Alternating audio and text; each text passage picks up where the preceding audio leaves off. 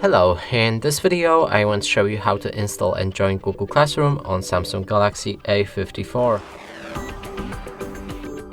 And to do this you need to open a Google Play Store. Inside look for Google Classroom.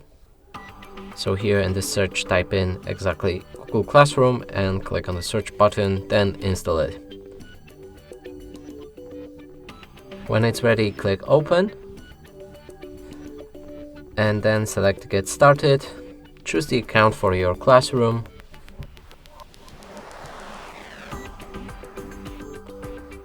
Then allow the notifications. Click on this plus button, join class, enter the class code in the pool right here. And when you're ready, you'll be able to connect with your class. And that's it for this video. Hope you like it. Please consider subscribing to our channel, leave a like and a comment below.